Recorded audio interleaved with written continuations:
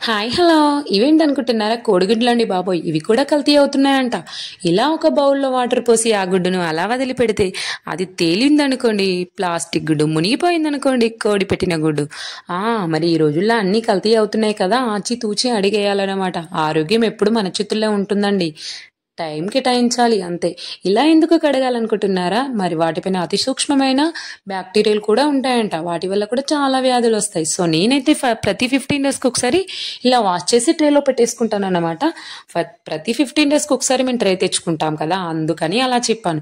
మరి ఇంకో విషయం ఏంటనుకుంటున్నారా? ఎగ్గుని మాత్రం ఊపాలండి. ఊగిందనుకోండి అది తయారు చేసిన గుడ్డన్నమాట.